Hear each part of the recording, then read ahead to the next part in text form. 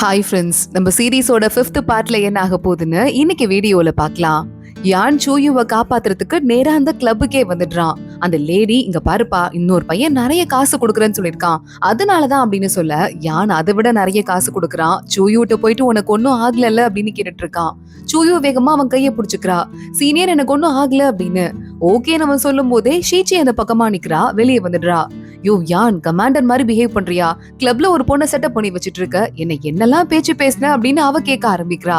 யான் பாத்துட்டு, இங்க நீ என்ன பண்ற அப்படின்னு அவன் இவ சீச்சியை பார்த்து ஷாக் ஆயிட்டு இருக்க. இவ போடுற சத்தத்துல இன்னும் 4-5 பேர் அங்க வந்துடுறாங்க. இது கமாண்டர் தானே அப்படின்னு கேட்டுட்டு யான் பாக்குறான். இங்க இருந்து வெளியே போ, எனக்கு முக்கியமான ஒரு பொண்ணை நான் பார்க்க வந்திருக்கேன் அப்படின்னு அவ வாயை அடக்குறதுக்காக சொல்லிடுறான். ஷீச்சி பாக்குறா, கோச்சிட்டு அங்க இருந்து கிளம்பிடுறா. யானுக்கு மனசு கஷ்டமா தான் இருக்கு, ஆனாலும் அவனுக்கு வேற வழியே இல்ல. இவனை பாக்குறதுக்கு ஒரு பொண்ணு மாதிரியே இருக்கேன்னு அங்க இருக்கிற மத்த பொண்ணுங்க எல்லாம் பேசிட்டு இருக்காங்க. ஷீச்சி நேரா வீட்டுக்கு வரா. யானோட ரூம்ல நிறைய டிராப் செட் பண்ணி வச்சிடுறா.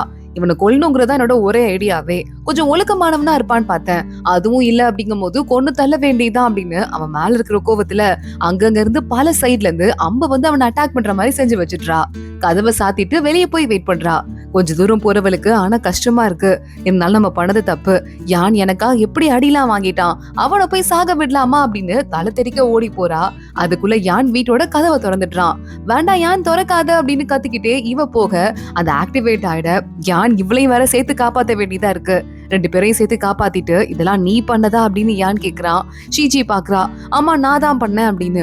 எதுக்கு இதை பண்ண அப்படின்னு யான் கேட்க, ஏன் உனக்கு தெரியாதா, நான் உனக்கு கொலை பண்றதுக்கு தானே வந்திருக்கேன், எல்லாமே எனக்கு ஞாபகம் இல்லதான். ஆனா எனக்கு ஒரு ஜூனியர் பையனை பார்த்தேன், அந்த பையன் நான் யாருங்கிறத எனக்கு சொல்லி கொடுத்து உன்னை கொலை பண்ணா மட்டும்தான் எனக்கும் விஷத்துக்கு மாத்து மருந்து கிடைக்குமா, அங்க இருக்கிற எல்லாருக்கும் அப்பதான் கிடைக்குமா, அதுக்காக தான் நான் யோசிச்சு பார்த்துட்டு இந்த முடிவை எடுத்துட்டேன் அப்படின்னு சொல்றா. யான் பாக்குறான். அப்புறம் ஏன் மனசு மாறிட்டேன்னு கேட்க, நீ நல்ல பையன், உன்னை எப்படியா நான் அப்படிலாம் கொலை பண்றது, எனக்கு மனசு சரியில்லை, அதான் அப்படி தப்பு பண்ணிட்டேன், அப்புறம் காப்பாத்த வந்துட்டேன் அப்படின்னு ஷீச்சி சொல்றா. யான் பாக்குறான். எப்போ கொலை பண்ணணும்னு தோணுதோ அப்ப வந்து கொலை பண்ணிக்கோ அப்படின்னு அங்கிருந்து வெளியே போயிட்டு தனியா சண்டை பிராக்டிஸ் பண்ண ஆரம்பிக்கிறான். கையில இருந்து ரத்தம் வர அளவுக்கு. யான் யோசிச்சுட்டு இருக்கான், இன்னும் சூயுவை காப்பாத்தல, இன்னும் அங்கிளை காப்பாத்தல, இந்த நேரத்துல என் மனசுக்குள்ள காதல் வரதுக்கு நான் எப்படி இடம் கொடுக்கலாம், விடக்கூடாது, என்ன நானே கண்ட்ரோல் பண்ணிக்கணும் அப்படின்னு ஷீச்சி பொண்ணுன்னு தெரிஞ்சதுல இருந்து இவனுக்கு லவ் ஃபீலிங்ஸ் வந்துட்டு இருக்கு. அதை கண்ட்ரோல் பண்ணிக்கிறதுக்காக தனியா சண்டை போட்டுட்டு இருக்கான். இங்க ஷீச்சியும் நேரா ராஜாட்ட போயிட்டு, ராஜா உங்ககிட்ட ஒரு அட்வைஸ் ஒண்ணு கேக்குறேன், என்னோட ஃப்ரெண்ட் ஒரு பொண்ணு இருக்கா, அந்த பொண்ணுக்கு என்ன பிரச்சனை அப்படின்னா அவளுக்கு ஒரு முக்கியமான வேலை செய்ய வேண்டியிருக்கு, அந்த வேலையை செஞ்சா அவ ஃப்ரெண்டுக்கு துரோகம் பண்ற மாதிரி ஆயிடும், அதனால என்ன பண்றதுன்னு தெரியாம முழிச்சிட்டு இருக்கா, என்ன பண்ணலாம் ராஜா அப்படின்னு கேட்க, அவளுக்கு ஒரு வேலை ஆகணும்னா செஞ்சுதான் ஆகணும்னு ராஜா சொல்றாரு. அப்போ ஃப்ரெண்டு அப்படின்னு சொல்லிட்டு ஷீச்சி கேட்க, ராஜா உனக்கு என்ன செய்யணும்னு தோணுது அப்படின்னு கேக்குறாரு. எனக்கு என்னவோ ஃப்ரெண்டை காப்பாத்தணும் தான் தோணுது அப்படின்னு ஷீச்சி சொல்லிடுறா.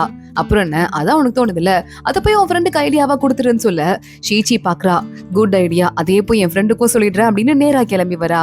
யானோட ரூம் வாசல நின்னுட்டு, யான் தெரியாம பண்ணிட்டேன், இனிமே உன்னை கொலை பண்றதுக்கு ட்ரை கூட பண்ண மாட்டேன், நீ எனக்கு ரொம்ப முக்கியமான ஒரு ஆளு, இதுக்கும் மேல என்ன பிரச்சனை நடக்குதோ அதை கடவுளே பாத்துக்கணும்னு சொல்லிட்டு நான் விட போறேன், ப்ளீஸ் சொன்ன மாதிரி ஒரு நல்ல முக்கியமான ஃப்ரெண்டை நான் லூஸ் பண்றதுக்கு விரும்பவே இல்லை அப்படின்னு ஷீச்சி சொல்லிட்டு இருக்கா. யான் ரூம்குள்ளேயே இல்ல, வெளியே இருந்து எட்டி பாத்துட்டு இருக்கான். சொல்றது எல்லாத்தையும் காதுல வாங்கிட்டு, இல்ல நீங்க இருந்து போயிடு, இருந்தா பிரச்சனை ஆயிடும் மனசுக்குள்ள யோசிச்சுட்டு இருக்கான். இங்க பார்த்தா ஒருத்தன் ஜெயில இருந்து தப்பிச்சான்ல, அதான் அந்த ஷாப் கிட்ட கூட போய் சேர்ந்தான்ல, அவன் ஓவரா போதை மாத்திரை சாப்பிட்டு நான் கடவுளாக போறேன்னு கத்திட்டு அங்க மார்க்கெட்லயே அட்டூழியம் பண்ணிட்டு இருக்கான். கொஞ்ச நேரத்துக்கு அப்புறமா அங்கேயே விழுந்து செத்து போயிடுறான். யானோட ஆளுங்கெல்லாம் அந்த பக்கம் போறாங்க, கையெல்லாம் செக் பண்ணி பாக்குறாங்க, இவன் அந்த பவுடர் சாப்பிட்டு இருக்காங்கிறத கண்டுபிடிக்கிறாங்க. ஆனா அவங்க எல்லாமே வந்துட்டு சீக்ரெட் கார்டு தானே. அந்த இடத்துக்கு அந்த ஊரோட போலீஸ் வந்துடுறாங்க. போலீஸ் தலையிட வேண்டிய இந்த கேஸ்ல நீங்க எதுக்கு தலையிடுறீங்க அப்படின்னு பிரச்சனையே ஆயிடுது 2 டீமுக்கும். யான் நடுவுல வரான். எந்த இடத்துல ஒரு பாடி இருந்தாலும் அவங்கள பாத்துக்க வேண்டியது, மக்களை பயப்பட வைக்காம இருக்க வேண்டியது எங்க பொறுப்பு, அது ஒரு தப்பா அப்படின்னு கேட்டுட்டு இருக்கான். இன்னொரு பக்கம் அந்த ஷாவும் மேல இருந்து எட்டி பாத்துட்டு இருக்கான். அசிஸ்டன்ட் கேக்குறா, அவன் மாட்டிக்கிட்டதுல நமக்கு ப்ராப்ளம் இல்லையா அப்படின்னு கேட்க, மாட்டிக்கிட்டோம், அப்பதான் இந்த போலீஸுக்கும் இந்த சீக்ரெட் கார்டுங்களுக்கும் நடுவுல பிரச்சனை வரும், நம்ம பிரச்சனையை யாரும் கண்டுக்காம விட்டுருவாங்க அப்படின்னு ஷாவ் சொல்லிட்டு இருக்கான். நினைச்ச மாதிரியே ஷாவோட அப்பா பிரைம் மினிஸ்டர் நேரா நம்ம யான் கிட்ட போயிடுறாரு. எதுக்குப்பா, இந்த கேஸ் தான் எங்க கைக்கு மாறி ரொம்ப நாள் ஆச்சு, அதெல்லாம் நாங்க பாத்துக்கிறோம், நீ எதுக்கு தலையிடுற அப்படின்னு கேட்டுட்டு இருக்க, மக்களை வந்து அமைதிப்படுத்தணும்னு சில விஷயங்கள் செஞ்சோம், அது தப்பா அப்படின்னு இவர் கேட்டுட்டு இருக்காரு. சரி ஓகே, ராஜாட்டே போய் பேசிக்கலாம் அப்படின்னு 2 பேரும் ராஜா இருக்கிற இடத்துக்கு வராங்க. ராஜா அவங்க வராங்கன்னு தெரிஞ்சு அங்கிருந்து கிளம்பி ஓடி போயிருக்காரு. நேரா ராணியோட ரூமுக்கு போயிருக்காரு. போய் உண்மையா சொல்லிடுறாரு, இந்த 2 டார்ச்சர்களும் என்ன தேடி வருதுங்க, அவங்க கிட்ட நான் மாட்டினா என்ன போட்டு புழிஞ்சு ஜூஸ் போட்டுருவாங்க, அதனால இங்க வந்துட்டு இருக்கேன், நான் இருக்கிற விஷயத்த யார்கிட்டயும் சொல்லாதன்னு சொல்ல ராணி பார்த்துட்டு என்ன தேடி வந்தீங்களே அதுவே எனக்கு போதும் அப்படின்னு பயங்கரமா ஹாப்பி ஆயிட்டு இருக்கா. நேரா உள்ள வரத்துக்கு ட்ரை பண்றாங்க ரெண்டு பேரும். ஷீச்சி அங்க வந்துடுறா. ராஜா முக்கியமான வேலையில இருக்காரு. ராணியோட ரூம்ல இருக்கும் போது யாராவது டிஸ்டர்ப் பண்ணுவாங்களா, எது போயிடுங்கன்னு சொல்ல பிரைம் மினிஸ்டர் அங்க இருந்து கிளம்பிடுறாரு. ஷீச்சி மறுபடியும் யான் கிட்ட போய் பாக்குறா. சாரி சொல்றேன்ல, நான் ஒரு ஃப்ரெண்டு தானே, என்ன போனா போதுன்னு விட்டுருப்பா, ஏன் என்கிட்ட கோவப்படுறேன்னு கேட்க, கொலை பண்ணும்போது எப்ப பண்ணுமோ அப்ப வந்து கொலை பண்ணிக்கோ, அது வரையும் என்கிட்ட பேச தேவையில்ல அப்படின்னு மறுபடியும் யான் கிளம்பி போயிடுறான். இங்க ராஜா அப்பாடா இப்பயாவது நம்ம தப்பிச்சோம், இதுக்கு மேல கவலை கிடையாதுன்னு சொல்லிட்டு மறுபடியும் அரண்மனைக்குள்ள வர பிரைம் மினிஸ்டர் வெயிட் பண்ணிட்டே இருக்கவரு திரும்பி வந்துடுறாரு. இங்க பாருங்க ராஜா, இந்த பாருங்க வித்தா ஒரு பத்திரம் ரெடி பண்ணி வச்சிட்டு இருக்கேன், இதுல உங்க சீலை மட்டும் போட்டு கொடுங்க, இந்த விஷயத்துல ஈடுபட்டவங்கள சும்மாவே விடக்கூடாது, எல்லாரையும் நான் வச்சு செய்யறேன் பாருங்க அப்படின்னு பிரைம் மினிஸ்டர் சொல்லிட்டு ராஜாவை ஃபோர்ஸ் பண்ணி அந்த சீலையும் இவரே வைக்க விட்டு வாங்கிடுறாரு. சின்ன வயசுல எப்படி ஹேண்டில் பண்ணாங்களோ அதே மாதிரியே தான் இப்பயும் பண்றாங்க. இப்பயும் முழுக்க முழுக்க கண்ட்ரோல் இந்த பிரைம் மினிஸ்டர் கையில தான் இருக்குங்கிறதால ராஜாவால ஒண்ணும் பண்ண முடியல.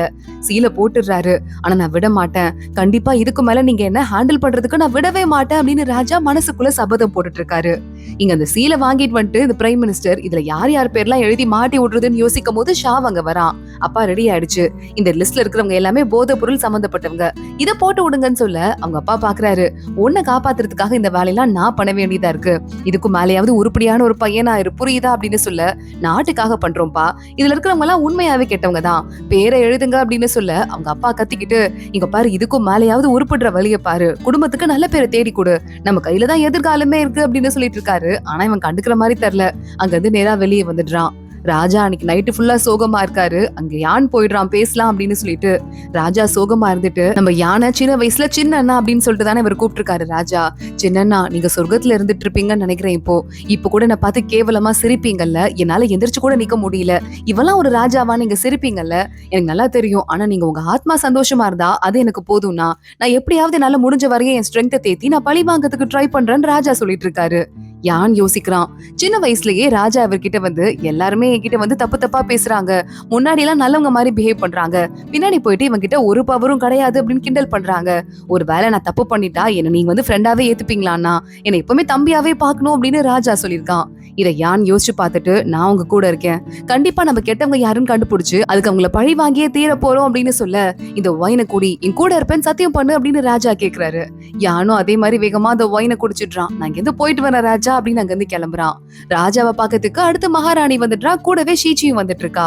ராணி இந்த டேப்லெட்டை சாப்பிடுங்க, இதை சாப்பிட்டீங்கன்னா வந்துட்டு நமக்கு சீக்கிரமா குழந்தை பிறக்கிறதுக்கு வாய்ப்பு இருக்குன்னு டாக்டர் சொல்லியிருக்காருன்னு சொல்ல, ராஜா இருக்கிற கடுப்புல இந்த டேப்லெட்டையும் சாப்பிட்டுட்டு, சரி வா உனக்கு குழந்தை தானே வேணும், வா ஸ்டார்ட் பண்ணலாம் அப்படின்னு சொல்லிட்டு ரொம்ப ஓவராவது கத்த ஆரம்பிச்சிடுறான். ராணிக்கு ரொம்ப அவமானம் ஆயிடுது. அடுத்த நாள் காலையில ராஜா மயக்கத்துல இருந்து எந்திரிக்கும் போது ஷீச்சி பக்கத்துல இருந்துட்டு இருக்கா. ராஜாவா இருக்கலாம், ஆனா இருந்தாலும் கொஞ்சமாவது ஒரு தராதரங்கிறது ஒண்ணு வேணும். ராணி பாவம், உங்க மேல பாசம் வச்சது ஒரு தப்பா, அவங்க கிட்ட எவ்வளவு மோசமா பிஹேவ் பண்ணீங்க, ராணி உங்க கிட்ட இருந்து கோச்சிட்டு போயிட்டு நைட்டு ஃபுல்லா அழுதுட்டே இருந்தாங்க, ஒழுங்கா மன்னிப்பு கேட்கிற வழிய பாருங்கன்னு திட்டிட்டு ஷீச்சி அங்க இருந்து கிளம்பிடுறா. ஷீச்சி யானோட அசிஸ்டன்ட் கூட சேர்ந்துட்டு அன்னைக்கு வெளியே போயிருக்கா. அங்க அசிஸ்டன்ட் சொல்லிட்டு இருக்கான், இன்னைக்கு நம்ம முக்கியமான வேலை பார்க்க போறோம், ராணி இன்னைக்கு உங்க அப்பா வீட்டுக்கு போயிருக்காங்கல்ல, மினிஸ்டர் வீட்டுக்கு, அந்த வீட்டுல ஒரு முக்கியமான லிஸ்ட் ஒண்ணு இருக்கு, அதை எடுக்க போறோம்னு சொல்ல ஷீச்சி பாக்குறா. நான் வேணா போவா, ராணி எனக்கு ஃப்ரெண்டு தான், சோ அவங்க வீட்டுக்குள்ள போறதுல ப்ராப்ளம் இருக்காது அப்படின்னு சொல்லிடுறா. அசிஸ்டன்ட் ஓகே அதுவும் நல்ல ஐடியா தான், என்ன போ சொன்னார் யான், என்னதான் உள்ள உன்ன நான் அனுப்பி வைக்கிறேன் அப்படின்னு டாபிக்க மாத்தி விட்டுறான். யான் வெயிட் பண்ணிட்டே இருக்கான், அந்த லிஸ்ட் நமக்கு வந்துச்சுன்னா பெரிய ஹெல்ப்ஃபுல்லா இருக்கும் அப்படின்னு சொல்லிட்டு. இங்க மகாராணி அவங்க அப்பா வீட்டுல உட்கார்ந்துட்டு இருக்கா. அப்ப ஷீச்சியும் பேசிட்டு இருக்கா. என்ன ராணி ரொம்ப ஃபீல் பண்ற மாதிரி இருக்கு, ராஜாவும் கண்டிப்பா அவங்க மேல பாசமா தான் இருக்காரு, ஜஸ்ட் இப்ப அவருக்கு புரியல, சீக்கிரம் புரிஞ்சிரும்னு சொல்லும் போதே ராணிய பாக்குறதுக்கு அவங்க அண்ணன் வந்துடுறான். ஷீச்சி எங்க இருந்து கிளம்பிடுறா. ராணிக்கு அவங்க அண்ணன் ஏதோ பொம்மை எல்லாம் கொண்டு வந்து கொடுத்துட்டு, இது உனக்கு ரொம்ப பிடிக்கும் இல்லமா அப்படின்னு கேட்டுட்டு இருக்கான். ஆமா அண்ணா அப்படின்னு அவ்வளவு ஹாப்பியா பேசிட்டு இருக்கா. நான் போய் தூங்க போறேன், நாளைக்கு நம்ம நிறைய நேரம் பேசலாம் அப்படின்னு ராணி அங்க இருந்து தூங்க போயிடுறா. இங்க நம்ம யானோட ஆளுங்க எல்லாம் வெயிட் பண்ணிட்டு இருக்காங்க. யான் உள்ள போலாம், நம்ம ஆளுங்க யார் போயிருக்காங்கன்னு அசிஸ்டன்ட் கிட்ட கேட்க, ஷீச்சி உள்ள போயிருக்கான்னு சொல்ல யான் பாக்குறான். அறிவுன்னு உனக்கு ஏதாவது இருக்கா இல்லையா, அவனை எதுக்காக உள்ள அமுச்சு வச்ச, ஏதாவது ஆபத்து வந்துருச்சுன்னா என்ன பண்றது அப்படின்னு மின்னல் வேகத்துல பறந்து யானே நேரா உள்ள போயிடுறான். ஆனா அதுக்குள்ள ஷீச்சி நேரா அந்த மினிஸ்டரோட ரூம்க்கு போயிடுறா. தேடி கண்டுபிடிச்சு அந்த லிஸ்டையும் எடுத்துடுறா. அங்க திரும்பி வரலாம் அப்படின்னு பாக்குறதுக்குள்ள யார் கண்ணிலயோ மாட்டிக்கிறா. திருடன் திருடன் வர அவன் வேற கத்த ஆரம்பிச்சிடுறான். உள்ள வர யான் வேகமா ஷீச்சி இழுத்துட்டு தனியா போய் ஒளிய வச்சிடுறான். வந்துடுறான். திருடங்க இருக்காங்க அப்படின்னு பிரைம் மினிஸ்டருக்கு அவங்க பையனுக்குலாம் தெரிய ஆரம்பிக்குது, தேட ஆரம்பிக்கிறாங்க. ஷீச்சியோட வாயை மூடி விட்டுட்டு இங்க ஒரு நிமிஷம் அமைதியா நில்லு, பேசக்கூடாது அப்படின்னு யான் சொல்ல ஷீச்சி பாக்குறா. இவனுக்கு இருந்தாலும் நம்ம மேல ரொம்ப அக்கறைதான் அப்படின்னு மனசுக்குள்ள யோசிச்சுட்டு இருக்கா. லிஸ்ட் என்கிட்ட இருக்கு, இதை எடுத்து நீ ஓடி போயிடு, நான் எந்த எஸ்கேப் ஆயிடுறேன் அப்படின்னு ஷீச்சி சொல்லிட்டு இருக்கா. இப்ப போனா திடீர்னு உன்னை யாராவது சந்தேகப்பட மாட்டாங்களா அப்படின்னு யான் கேட்க அதுக்குள்ள அங்க சந்தேகம் ஆரம்பிச்சிருது. ஷீச்சின்னு ஒருத்த மட்டும் இங்க இருப்பான், அவனை மட்டும் ஆளை காணா அப்படின்னு கேட்டுட்டு இருக்க ஷீச்சி வேகமா ஓடி வந்துட்டு இருக்கா. மினிஸ்டர் பாக்குறாரு, இவ உடம்பு கூப்பிட்டு ஃபுல்லா செக் பண்ணுங்க, எங்கயாவது அந்த லிஸ்ட் இருக்கான்னு பாருங்க அப்படின்னு சொல்ல ராணி பாக்குறா. நான் தான் இவனை என் கூட கூட்டு வந்தேன், நல்ல பையன், இவ எதுவும் திருடி இருக்க மாட்டான், நான் சொல்றேன்ல அப்படின்னு கேட்க இல்ல திருடன் வேற இன்னும் கிடைக்கவே இல்ல, அப்பெல்லாம் விட முடியாதுன்னு மினிஸ்டர் சொல்றாரு. யான் பாக்குறான், ஷீச்சிய உடம்ப செக் பண்ணா அவ ஒரு பொண்ணுங்கிற விஷயம் தெரிஞ்சிரும், மாட்டிக்கவா அப்படின்னு வேணும்னு எல்லார் கண்ணிலையும் படுற மாதிரி அங்க இருந்து பறந்து போயிடுறான். திருடன் போறான், புடிங்க புடிங்க அப்படின்னு சொல்லிட்டு நேரா அந்த லிஸ்ட் இருக்கிற இடத்த போய் பாக்குறாங்க. அந்த லிஸ்ட் வேற இல்லன்னு தெரியுது. லிஸ்ட்ல யார் யார் பேர்லாம் இருக்கோ அந்த இடத்துக்குலாம் போயிட்டு யான் அவங்களெல்லாம் அரெஸ்ட் பண்ணி கூட்டு வந்துட்டு இருக்கான். ஷீச்சியே அது வரைய யாரும் வெளியே போக கூடாதுன்னு வீட்டுக்குள்ளேயே ஜெயில வச்சிடுறாங்க. கிட்டத்தட்ட நிறைய பேர் அரெஸ்ட் பண்ணிடுறான். ஷீச்சி அடுத்த நாள் காலை தான் ரிலீஸ் பண்றாங்க. ஷீச்சி வெளியே போறா, என்ன ஆச்சுன்னு தெரியல யானுக்கு, யானை பிடிச்சிருப்பாங்களா அப்படின்னு யோசிச்சுட்டே அவ வெளியே போய் நின்னுட்டு இருக்க. யானங்க ஓரமா நின்னுட்டு இவளுக்காக வெயிட் பண்ணிருக்கான். ஷீச்சி வேகமா ஓடி போறா. உங்களுக்கு ஒண்ணும் ஆகல, நல்ல வேலை நீங்க வந்து விசில் வச்சிருந்தீங்கல்ல, அந்த சத்தம் கேட்டுச்சு, என்கிட்ட கொடுத்த விசில நீங்க எப்ப திரும்ப எடுத்தீங்க அப்படின்னு ஷீச்சி கேட்டுட்டு இருக்கா. அன்னைக்கு மேல கோமா இருக்கு, நீ தூக்கி போட்ட, அதை நான் எடுத்து வச்சிருந்தேன், ஓகே ஓகே நான் நல்லா தான் இருக்கேன், பாத்துட்டல, எந்த கிளம்புறேன் அப்படின்னு யான் கிளம்புறான். அப்ப என்ன பார்க்க தான் வந்தீங்களா, எனக்கு இன்னைக்கு லீவ் தான், நான் அப்புறமா நேரா அரண்மனைக்கு போனா போதும், நம்ம 2 பேரும் வெளியே போலாமா அப்படின்னு ஷீச்சி கேக்குறா. யான் சிரிச்சுட்டே வா போலாம் அப்படின்னு அவளையும் அங்க இருந்து கூட்டு போயிட்டு இருக்கான். பிரைம் மினிஸ்டர் பாக்குறாரு, பையனை கூட்டி வச்சுட்டு, என்ன யானுக்கு வர வர ஓவர் திமிராயிட்டு இருக்கு, கண்டிப்பா ராஜாவோட கை பின்னாடி இருக்குன்னு நினைக்கிறேன். ராஜா பின்னால இருந்துட்டு யானை இயக்கிட்டு நம்மள்கிட்ட வேலையை காட்ட ஆரம்பிக்கிறான். விடக்கூடாது, இன்னும் கொஞ்ச நாள் தான், இன்னும் கொஞ்ச நாள்ல மகாராணிக்கு மட்டும் குழந்தை பிறக்கட்டும், நம்ம வாரிசு வந்ததுக்கு அப்புறமா ராஜாவை கொன்னுடலாம் அப்படின்னு சொல்லிட்டு இந்த பிரைம் மினிஸ்டர் சொல்றாரு. அப்பன்னு பார்த்து ராஜாவோட ஒய்ஃப் அங்க வந்துடுறா, காதுல வாங்கிடுறா. அதிர்ச்சியில கப்பெல்லாம் கூட கீழே போட்டுடுறா. பிரைம் மினிஸ்டர், இங்க பாரு, நான் சொல்றதை கேளு, உன் வேலை என்னவோ அதை மட்டும் பாரு, சீக்கிரமா ஒரு வாரிசை வாங்குற வழியை பாரு, புரியுதா அப்படின்னு அவளை வெளியே அனுப்பிட ஷாவ் பின்னாடியே ஓடுறான். தங்கச்சி, இதுக்கெல்லாம் நீ ஃபீல் பண்ணாதம்மா, ஒன்னும் ஆகாது, ராஜாவை எதுவும் பண்ண மாட்டாங்க, நான் சொல்றேன்லன்னு சொல்ல நீ பொய் சொல்ற அப்படின்னு கத்திட்டு அப்பயும் பின்னாடி அங்க வந்து ஓடி போயிடுறா. ஷாவ் பாக்குறான், என் தங்கச்சி ஃபீல் பண்ணவே கூடாது, நான் சொல்றது கேளு, அந்த லிஸ்ட்ல இருந்த யாருமே உண்மையான ஆளுங்க, கெட்டவங்க கிடையாது, நமக்கு யாரெல்லாம் விரோதிங்க இருக்காங்களோ அதுல கொஞ்சம் பேரை போட்டு கொடுத்தேன், அவங்கள யான் என்ன வேணா பண்ணிக்கிட்டோம், ஆனா இத்தனை வருஷமா நான் போட்ட பிளானோட ஃபர்ஸ்ட் ஸ்டெப் இப்ப நடக்க ஆரம்பிக்குது, அதை விடக்கூடாது அப்படின்னு இவன் சொல்லிக்கிட்டு இருக்கான். அன்னைக்கு யான் நல்லா ஊர் ஃபுல்லா சுத்திட்டு ஷீச்சி தூங்கியே போயிட்டு இருக்கா. அவளை கூட்டு வந்து உள்ள படுக்க வைக்கிறான். அவ காலில் இருக்க ஷூவெல்லாம் கூட கழட்டி விட ஷீச்சி பாக்குறா, தூங்குற மாதிரி நடிச்சா இவ்வளவு மரியாதை கிடைக்குமா அப்படின்னு இன்னும் நல்லா வசதியா படுத்து தூங்குற மாதிரி போயிட்டு இருக்கா.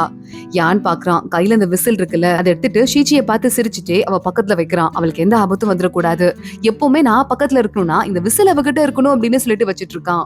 ஷீச்சிக்கு அப்படி கொஞ்சம் கொஞ்சமா ரொமான்டிக் மூடு வர ஆரம்பிக்குது. யான் பக்கத்துல இருக்கான்னு தெரிஞ்சு முத்து கொடுக்குற மாதிரி வாயை வச்சுட்டு பக்கத்துல வந்துட்டு இருக்க யானுக்கு நர்வஸ் ஆயிருது. அவள் அங்கேயே விட்டு வேகமா வெளியே ஓடி போயிடுறான். ஷீச்சி பாக்குறா, எங்க போனா, அதுக்குள்ள ஓடி போயிட்டானா, சரியான பயந்தாங்கொல்லி, விசில் வச்சுட்டு போயிருக்கான் பாருன்னு கேட்க பிக்கேன்னு சிரிச்சிட்டு இருக்கா. இங்க யான் விசாரிக்கிறான். அந்த கைது பண்ண அத்தனை பேரையும் யானுக்கும் தெரிஞ்சிருது, இதுல யாருமே கேட்டவங்க கிடையாது, வேணும்னே இவன் ஏமாத்தி வச்சிட்டு இருக்கான் அப்படின்னு இவங்க எல்லாரையும் ரிலீஸ் பண்ணிடுங்க, இவங்க யாருமே கேட்டவங்க கிடையாது, அவங்களுக்கு யார் மேலாம் கடுப்பு இருக்கோ அந்த பேரெல்லாம் போட்டு வச்சிருக்கான். அநியாயமா இவன் பண்ண பிரச்சனையால நிறைய பேரோட உயிர் ஆபத்துல இருக்க அந்த போதை மருந்தால இதை இப்படியே விடக்கூடாது அப்படின்னு யான் அவங்களை எப்படியாவது கையும் களவுமா பிடிக்கணும் அப்படின்னு சொல்லிட்டு இருக்கான். ராஜா கிட்ட இப்ப ஏதோ ஒரு முக்கியமான இன்ஃபர்மேஷன் வருது. என்னன்னு பார்த்தா யான் ரொம்ப அதிகாரம் ஓவரா பண்ணிட்டு இருக்கான், யானுக்கு மரண தண்டனை கொடுங்கன்னு எல்லா மினிஸ்டர்ஸும் ஒன்னா சேர்ந்து ஒரு பெட்டிஷன் ஒண்ணு போட்டிருக்காங்க. ராஜா பாக்குறாரு, யாராவது ஒருத்தன் எனக்கு ஆதரவா இருந்தா போதுமே, உடனே அவனை கொல்லு இவனை கொல்லுன்னு வந்துருவாங்கன்னு ராஜா கடுப்பாயிட்டு இருக்காரு. யான் அங்க வரான், வா வா உனக்கு என்ன நடந்ததுன்னு தெரியுமா, என்கிட்ட இந்த பெட்டிஷன் இருக்கு பாரு அப்படின்னு காட்ட யான் பாத்துட்டு இருக்கான். இவங்களோட கண்ட்ரோல் ஃபுல்லா எல்லா இடத்துலயுமே பரவி இருக்குன்னு நமக்கு தெரிஞ்சது தானே ராஜா அப்படின்னு சொல்லிட்டு இருக்கான். இருந்தாலும் என்கிட்ட சொல்லாம இந்த விஷயத்துல எதுக்கு நீ தலையிட்ட டைரக்டா, என்கிட்ட முன்னாடியே கேட்டிருக்க வேண்டியதானே அப்படின்னு ராஜா சொல்லிட்டு இருக்காரு. இப்ப எல்லாரும் உனக்கு எதிரா இருக்காங்க, உனக்கு தெரியும்ல பிரைம் மினிஸ்டருக்கு சப்போர்ட்டா கெட்டவங்க எல்லாம் ஒண்ணு சேர்ந்து இருக்காங்கன்ட்டு, இப்ப நம்ம என்ன பண்றது அப்படின்னு கேட்க ராஜா, என்னால முடிஞ்ச வரைய நான் சீக்கிரமா அந்த போதை மருந்து ஆசாமி யாருன்னு கண்டுபிடிக்கிறதுக்கு ட்ரை பண்றேன், எனக்கு கொஞ்சம் டைம் கொடுங்க அப்படின்னு யான் கேட்டுட்டு இருக்கான். உன்னால கண்டுபிடிக்க முடியுமா கம்ப்ளீட்டான்னு ராஜா கேட்க, அதை பத்தி என்னால உறுதியா சொல்ல முடியாதுன்னு வேற யான் சொல்லிடுறான். ராஜா நர்வஸ் ஆகுறாரு. சீக்கிரமா போய் வேலையை முடி அப்படின்னு சொல்லிடுறாரு. யான் மறுபடியும் அவனோட இடத்துக்கு வந்துட்டு இருக்கான். பார்த்தா அங்க ஷீச்சி மத்த எல்லாரும் சேர்ந்துட்டு ஒரே பவுல்ல மாறி மாறி சூப் குடிச்சிட்டு இருக்காங்க. யான் கத்த ஆரம்பிக்கிறான். பவுலுக்கு கூட நம்ம இடத்துல பற்றாக்குறை வந்துருச்சா என்ன, அதுக்கு கூட நமக்கு வக்கு இல்லையா என்ன அப்படின்னு கத்த ஆரம்பிக்கிறான். உள்ள வந்துட்டு நீ தானே பவுல்லாம் ரெடி பண்றதுக்கு பொறுப்பான ஆளு, அது கூட உன்னால ரெடி பண்ண முடியல, போய் 50 தடவை கிரவுண்ட சுத்திட்டு வா அப்படின்னு சொல்ல, இதுக்கு போய் கிரவுண்ட சுத்தணுமா அப்படின்னு சொல்லிட்டு சோகத்தோடய அவனும் கிளம்பி போயிடுறான். ஷீச்சி பாக்குறா. யான் கிட்ட வந்துட்டு இனையா ராஜா உன கண்டுபிடி திட்டாரா, வந்ததுல இருந்து இவ்வளவு கடுப்பா இருக்கு அப்படின்னு கேட்க, உன் வாய் மூடு அப்படின்னு யான் அவளையும் திட்ட ஆரம்பிக்கிறான். ஷீச்சி மகாராணியோட வந்துடுறா. பார்த்தா அங்க ராஜா அவர் டிராமாலாம் அடிக்கடி பாப்பார்ல, டிராமால வர மாதிரி கேரக்டர் போட்டு அவர் படுக்க டிராமா டான்ஸ் பண்ணிட்டு இருக்காரு. ராணி பாக்குறா. எனக்கு இந்த டிராமா ரொம்ப பிடிக்கும்னு அவருக்கு தெரியும், அதனால எனக்காக தான் இதை பண்றாருன்னு சொல்ல, எதுக்கு இதெல்லாம் பண்ணணும், யாரையாவது ஆளுங்களை கூட்டு பண்ண வச்சிருக்கலாம்ல, வேஸ்டா இருக்கு அப்படின்னு ஷீச்சி பாத்துட்டு இருக்கா. பொண்ணு மாதிரி வேற வேஷம் போட்டு ஆடிட்டு இருக்காரு, லைட்டா பொண்ணு மாதிரியே இருக்காருன்னு சொல்ல ராணி பாக்குறா. ஆமா ஆமா அதான் கியூட்டா இருக்காரு அப்படின்னு. என்ன பார்க்க உங்களுக்கு பொண்ணு மாதிரி இருக்கா அப்படின்னு கேட்க, இல்ல உன்னை பார்க்க பையன் மாதிரிதான் இருக்குன்னு ராணி சொல்லிடுறாங்க. ஷீச்சி பயங்கரமா ஷாக் ஆயிடுறா. பையனா வேஷம் போட்டு பொண்ணுக்கான எலிகன்ஸே நம்ம கிட்ட இருந்து போயிரும் போல, யாருக்கும் நம்மள பொண்ணுனே தெரியாம போயிரும் போல அப்படின்னு ஃபீல் பண்ண ஆரம்பிக்கிறா. இங்க இந்த ஷாவ் ராணி மனசு கஷ்டத்துல இருப்பான்னு சொல்லிட்டு அவரோட ஃபேவரட் பொம்மை ஒண்ணு இருக்கு, அதை போட்டு அவகிட்ட கொடுக்கலான்னு கிளம்பி வந்துடுறான். அங்க ஆனா பிரைம் மினிஸ்டர் வந்துடுறாரு. இங்க பாரு, ஒரு பொறுப்பான குடும்பத்தோட வாரிசு மாதிரி பிஹேவ் பண்ணு, சும்மா தங்கச்சிக்கு இது பிடிக்கும் அது பிடிக்கும்னு கொண்டு போய் கொடுத்துட்டு உன் டைமை வேஸ்ட் பண்ணாத அப்படின்னு சொல்லிட்டு இருக்காரு. அப்பா, என்ன எத்தனையோ தடவை பனிஷ்மெண்ட் கொடுக்குறேன், நீங்க தனி அறையில அடைச்சு வச்சிருக்கீங்க, இருட்டுக்கு பயந்துட்டு நான் சின்ன வயசு ஃபுல்லா கத்திருக்கேன், அப்போ என் தங்கச்சி தான் எனக்கு சாப்பாடு கொண்டு வருது, கதவு பக்கத்துலயே உட்காந்துட்டு எனக்கு ஆறுதல் கொடுக்கறதுன்னு வேலையெல்லாம் பாத்துட்டு இருந்தா. அவளோட நிம்மதி மட்டும் தான் எனக்கு இந்த உலகத்திலே முக்கியம், அவளுக்கு ஒரு பிரச்சனைனா யாரையும் சும்மா விட மாட்டேன் அப்படின்னு சொல்லிக்கிட்டு இருக்கான். என்னடா தங்கச்சின்னு ஓவரா பண்ணிட்டு இருக்க, அவ உங்க அம்மாக்கு பிறந்தவளே இல்ல தெரியுமா உனக்கு அப்படின்னு இவர் கேக்குறாரு. எல்லாமே எனக்கு தெரியும்பா, நீங்களும் ஒரு வேலைக்கார லேடிக்கும் தொடர்புல என் தங்கச்சி பிறந்தா, அப்புறம் எங்க அவளுக்கு வந்து ஏதோ மரியாதை கிடைக்காம போயிருமோ அப்படின்னு அந்த வேலைக்கார லேடியை கொண்டு போட்டு என் அம்மா பேர்ல அந்த தங்கச்சியை எழுதிட்டீங்க. என்ன இருந்தா என்னப்பா, அவ எப்படினாலும் எனக்கு தங்கச்சி தான், அவ நிம்மதி போறதுக்கு நான் விடவே மாட்டேன். அது மட்டும் இல்லாம அவளை ஃபோர்ஸ் பண்ணி ராஜாக்கு கல்யாணம் பண்ணி வச்சு அவளை கொடுமைப்படுத்திட்டு இருக்கீங்க, அவளுக்கு ஃப்ரீடம் வாங்கி தரது மட்டும் தான் என் ஒரே வேலைன்னு சொல்ல, என்ன பைத்தியக்காரத்தனமா பேசிட்டு இருக்க அப்படின்னு அந்த பாக்ஸ கீழே போட்டு அந்த பொம்மையை உடைச்சிடுறாரு பிரைம் மினிஸ்டர். பயங்கரமா கடுப்பாயிடுறான். முறைச்சு பாத்துட்டு இருக்கான் அவங்க அப்பாவே. இங்க அன்னைக்கு விசாரிக்கணும் அப்படின்னு பிரைம் மினிஸ்டரை பாக்குறதுக்கு யான் வந்துட்டு இருக்கான். அங்க பையன் தான் வரான். எங்க அப்பா ரெஸ்ட் எடுத்துட்டு இருக்காரு, நேற்று நைட்டுக்கு உள்ள போனவர் இன்னும் வரல, என்ன விசாரிக்கணும் அப்படின்னு கேட்க, இல்ல அவர்கிட்டதான் சொல்லணும் அப்படின்னு உள்ள போறான். பிரைம் மினிஸ்டர் பையன் கூப்பிட்டு இருக்கான். அப்ப அவங்கள பாக்கிறதுக்கு யான் வந்திருக்காரு அப்படின்னு. சத்தமே வரல. என்ன சத்தமே வரல, நம்ம போய் கதவை திறந்து பார்த்தா பிரைம் மினிஸ்டர் இறந்து போய் கீழே கிடக்குறாரு. பக்கத்துல கோ கேஸ் அப்படின்னு ரத்தத்திலே எழுதி இருக்கு, அவரே சாவறதுக்கு முன்னாடி எழுதின மாதிரி. யான் பாக்குறான். சீக்கிரமா போயிட்டு ஷாவ புடிங்க அப்படின்னு சொல்ல தடுத்து நிறுத்திடுறாங்க. கோ கேஸ்னு வேற எழுதி இருக்கே அப்படின்னு யானுக்கு இன்னும் கொஞ்சம் டென்ஷன் அதிகமாயிட்டு இருக்கு. இங்க நம்ம ஷீச்சி முன்னாடி ராஜா ஒரு டிராமா போட்டு இந்த ஸ்டெப் எப்படி இருக்கு அப்படின்னு போட்டு காட்டிட்டு இருக்க. அப்பதான் தகவல் வருது பிரைம் மினிஸ்டர் இறந்து போயிட்டாருன்னு. எனது பிரைம் மினிஸ்டர் இறந்து போயிட்டாரா அப்படின்னு ராஜாக்கு உள்ளுக்குள்ள சந்தோஷமா இருந்தாலும், இப்படி பிரைம் மினிஸ்டர் செத்து போயிட்டாரு, கோர்ட்டோட நிலைமை இனிமே என்ன ஆகும் தெரியலையே அப்படின்னு அழுது ஒரு டிராமாவை போட ஷாவும் அங்க அமைதியா நிக்கிறான். மத்த மினிஸ்டர்ஸும் நிறைய பேர் அழுவுற மாதிரி சீனை போட்டுட்டு இருக்காங்க. இந்த கேஸ விசாரிக்கிற பொறுப்பை ஏன் கிட்ட கொடுங்க, என் அப்பா இருந்த கேஸ நானே விசாரிக்கிறேன் அப்படின்னு ஷாவ் சொல்ல யான் பாக்குறான். இந்த கேஸ் எங்க கிட்ட தான் வரணும், அதுதான் கரெக்டா இருக்கும், அதுவும் இல்லாம உங்களால பாசத்துல சரியா விசாரிக்க முடியாது அப்படின்னு சொல்லிட்டு இருக்கான். ராஜா பாத்துட்டு இருக்காரு. இப்படி ஒரு முக்கியமான ஆள் இறந்து போயிருக்காரு, மாறி மாறி அடிச்சிட்டு இருக்கீங்க, எனக்கு தெரியாது, 2 பேருமே சேர்ந்து விசாரிக்கிறதுனா கூட விசாரிக்கலாம், எனக்கு இந்த கேஸோட முடிவை யாரு முதல்ல கொண்டு வரீங்கன்னு பாக்கலாம் அப்படின்னு சொல்லிட்டு உடனே மத்தவங்களால எதுவும் பேச முடியல. யான் வந்து உட்கார்ந்துட்டு இருக்கான். இந்த கேஸ நம்ம தலையில எழுதுற மாதிரி ட்ரை பண்ணிட்டு இருக்காங்களே அப்படின்னு அசிஸ்டன்ட் வந்து கேட்க, அப்படிதான் யாரோ ட்ரை பண்ணிட்டு இருக்காங்க, நம்ம உண்மைக்கு பக்கத்துல நெருங்க அவங்களுக்கு பயமா இருக்கு, யாரையோ நம்ம கன்ஃபியூஸ் பண்றோம், அது யாருங்கிற விஷயத்தை நம்ம கண்டுபிடிச்சே ஆகணும், அதான் நம்ம முதல் வேலை அப்படின்னு யான் சொல்லிட்டு இருக்கான். அதோட தான் இன்னைக்கு எபிசோட் முடியுது. அடுத்தடுத்து என்ன ஆக போகுது தொடர்ந்து பார்க்கலாம். இந்த வீடியோவை லைக் பண்ணிக்கோங்க, மறக்காம நம்ம சேனலுக்கு சப்ஸ்கிரைப் பண்ணிட்டு பெல் ஐக்கனையும் கிளிக் பண்ணிக்கோங்க. அடுத்த வீடியோல பார்க்கலாம். அது வரைய பாய்.